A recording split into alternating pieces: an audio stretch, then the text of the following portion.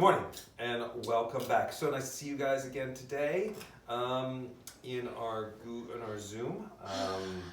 I will take all of your thoughts into consideration for our work plan and looking forward to just putting some new stuff on there just to keep you interested and moving. Today we're going to read Chapter 8, The Transparent Column.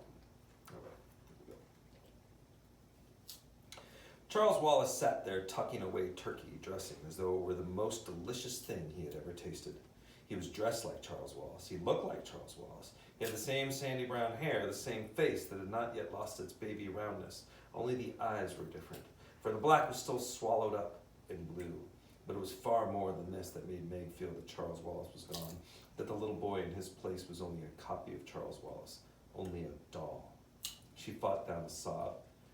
"Where is he?" she demanded of the man with red eyes. "What have you done with him? Where is Charles Wallace?" "But my dear, you are hysterical," the man thought at her. "He is right there before you, well and happy, completely well and happy for the first time in his life. And he is finishing his dinner, which you also would be wise to do." "You know it isn't Charles," Meg shouted. "You've got him somehow." "Hush, Meg. There's no use trying to talk to him," a low voice into her ear. "What we have to do is hold Charles Wallace tight. He's there somewhere, underneath. We mustn't let them take him away from us. Help me hold him, Meg.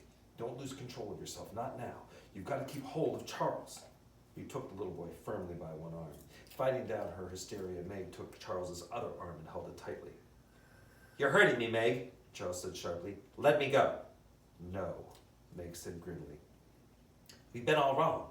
Charles Wallace's voice, Meg thought, might have been a recording. There was a canned quality to it. "He isn't an enemy at all. He is our friend." "Nuts," Calvin said rudely. "You don't understand, Calvin," Charles Wallace said. "Mrs. Whatsit, Mrs. Who, and Mrs. Which have confused us. They're the ones who are really our enemies. We never should have trusted them for a minute." He spoke in his calmest, most reasonable voice, the voice which infuriated the twins. He seemed to be looking directly at Calvin as he spoke, and yet Meg was sure that the bland blue eyes could not see, and that something else was looking at Calvin through Charles. Now the cold, strange eyes turned to her. "Meg, let go. I will explain it all to you, but you must let go." "No," Meg gritted her teeth. She did not release her grasp, and Charles Wallace began to pull away with a power that was not his own, and her own spindly strength was no match against it. "Calvin!" she gasped as Charles Wallace wrenched his arm from her and stood up. Calvin, the athlete, Calvin, the boy who split firewood and brought it in for his mother, whose muscles were strong and controlled, let go Charles Wallace's wrist and tackled him as though he were a football. Meg, in her panic and rage, darted at the man on the chair, intending to hit him. Men were too quick for her, and one of them held her with her arms pinned behind her back. "Calvin, I advise you to let me go," came Charles Wallace's voice from under Calvin. Calvin, his face screwed up with grim determination, did not relax his hold. The man with the red eyes nodded, and three of the men moved in on Calvin. At least it took three of them. Pried him loose and held him as Meg was being held. "Mrs. Whatsit!" Meg called despairingly. "Oh, Mrs. Whatsit!" But Mrs. Whatsit did not come. "Meg," Charles Wallace said. "Meg, just listen to me." "Okay, I'm listening." "We've been all wrong. I told you. We haven't understood. We've been fighting our friend. And Father's friend. If Father tells me he's our friend, maybe I'll believe it. Maybe. Unless he's got Father under a spell or whatever it is like you." "This isn't a fairy tale. Spells indeed," Charles Wallace said. "Meg, you've got to stop fighting and relax. Relax and be happy. Oh, Meg, if you just relax, you'd realize that all our troubles are over. You don't understand what a wonderful place we've come to. You see, on this planet, everything is in perfect order because everybody has learned to relax, to give in, to submit. All you have to do is look quietly and steadily into the eyes of our good friend here, and he is our friend, dear sister, and he will take you in as he has taken me." "Take you in is right," Meg said. "You know you're not you. You know you've never in your life called me dear sister."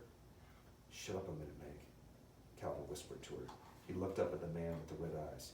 "Okay, have your henchmen let us go and stop talking to us through Charles. We know it's you talking or whatever's talking through you.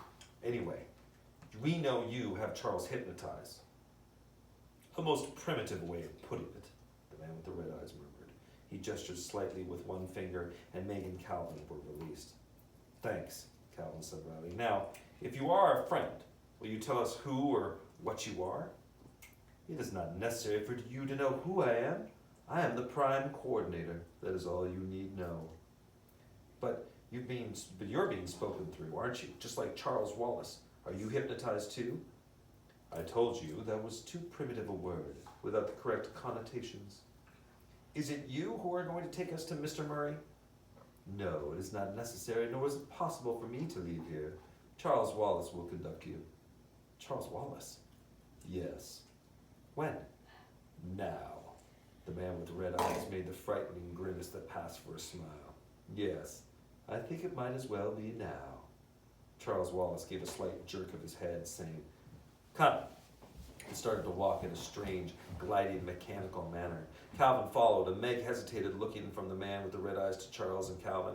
She wanted to reach out and grab Calvin's hand, but it seemed that ever since they had begun their journeyings, she had been looking for a hand to hold. So she stuffed her fist into her pockets and walked along behind the two boys. I've got to be brave, she said to herself. I will be. They moved down a long, wide, and seemingly endless corridor. Charles Wallace continued the jerky rhythm of his walk and did not once look back to see if they were with him. Suddenly, Meg broke into a run and caught up with Calvin. Cal, she said, listen, quick, remember Mrs. Watson said your gift was communication, and that was what she was giving you.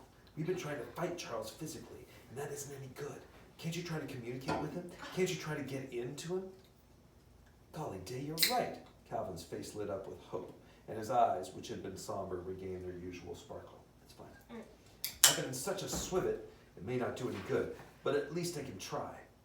They quickened their pace until they were level with Charles Wallace. Calvin reached out for his arm, but Charles flung it off. Leave me alone, he snarled.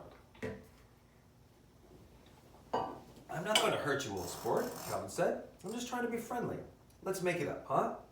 You mean you're coming around? Charles Wallace asked. Sure, Calvin's voice was coaxing. We're reasonable people, after all. Just look at me for a minute, Charlie Bus. Charles Wallace stopped and turned slowly to look at Calvin with his cold, vacant eyes. Calvin looked back and Meg could feel the intensity of his concentration. An enormous shudder shook Charles Wallace. For a brief flash, his eyes seemed to see, then his whole body twirled wildly, went rigid. He started his marionette's walk again. I should have known better, he said. If you want to see Murray, Is that what you call your father? Murray? Calvin asked. May could see that he was angry and upset at his near success. Father? What is a father? Charles Wallace intoned. Merely another misconception. If you feel the need of a father, then I would suggest that you turn to it. It again. Who's this it? Meg asked. All in good time, Charles Wallace said. You're not ready for it yet.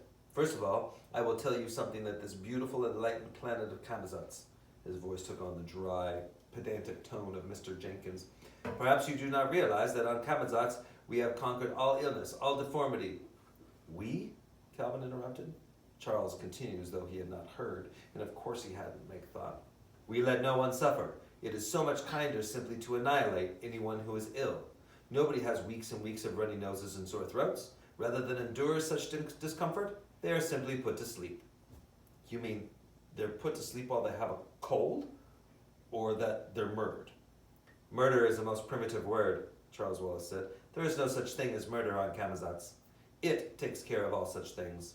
He moved jerkily on the wall of the corridor, stood still for a moment, then raised his hand. The wall flickered, quivered, grew transparent. Charles Wallace walked through it, beckoned to Meg and Calvin, and they followed. They were in a small square room from which radiated a dull, sulphurous light. There was something ominous to Meg in the very compactness of the room, as though the walls, the ceiling, the floor might move together and crush anybody rash enough to enter. How did you do that? How did you do that? Calvin asked Charles. Do what? Make the walls open like that. I merely rearranged the atoms, Charles Wallace said loftily. You studied atoms in school, haven't you? Sure, but then you know enough to know that matter isn't solid, don't you?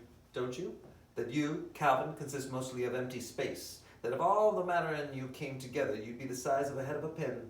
That's plain scientific fact, isn't it? Yes, but so I simply pushed the atoms aside and we walked through the space between them. Meg's stomach seemed to drop and she realized that the square box in which they stood must be an elevator and that they had started to move upward with great speed. The yellow light lit up their faces, and the pale blue of Charles's eyes absorbed the yellow and turned green. Calvin licked his lips. Where are we going? Up, Charles continued his lecture. On Camazotz, we are all happy because we are all alike. Differences create problems. You know that, don't you, dear sister? No, Meg said. Oh, yes, you do. You've seen at home how true it is. You know that's the reason you're not happy at school, because you're different. I'm different, and I'm happy, Calvin said. But you pretend that you aren't different. I'm different, and I like being different. Calvin's voice was unnaturally loud. Maybe I don't like being different, Meg said, but I don't want to be like everybody else either. Charles Wallace raised his hand, and the motion of the square box ceased, and one of the walls seemed to disappear. Charles stepped out, Meg and Calvin following him, Calvin just barely making it before the wall came into being again, and they could no longer see where the opening had been. You wanted Calvin to get left behind, didn't you? I am merely trying to teach you to stay on your toes. If I warn you, if I have any more trouble from either of you, I shall have to take you to it. As the word it fell from Charles's lips, again Meg felt as though she had been touched by something slimy and horrible. So what is this it? She asked. You might call it the boss. Then Charles Wallace giggled, a giggle that was most sinister Meg had ever heard.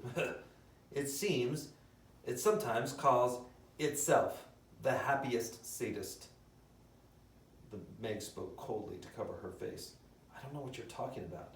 That's S-A-D-I-S-T, not S-A-D-D-E-S-T, you know, Charles Wallace said and giggled again.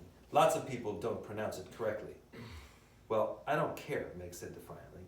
I don't ever want to see it, and that's that. Many of you may not know what a sadist is, but a sadist is someone who gets pleasure from harming others. If you like to hurt people, then you would be considered a sadist. Why would he? So murderers. Charles. Not necessarily murderers. That would be somebody who likes to kill people. This is you just enjoy hurting people. So some of my old toxic friends.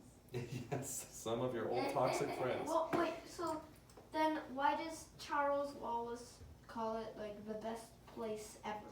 If it's if it's being ruled by someone who likes to harm people. Yeah, and is the happiest sadist. I don't know. Charles Wallace's strange, monotonous voice ground against her ears. Meg, you're supposed to have some mind. Why do you think we have wars at home? Why do you think people get confused and unhappy? Because they all live their own separate individual lives. I've been trying to explain to you in the simplest possible way that on Camazotz, individuals have been done away with. Camazotz is one mind. It's it. And that's why everybody's so happy and efficient. That's what old witches like Mrs. Whatsit don't want to have happen at home. She's not a witch, Meg interrupted. No, Calvin said. You know she's not. You know that's just their game. Their way, maybe, of laughing in the dark.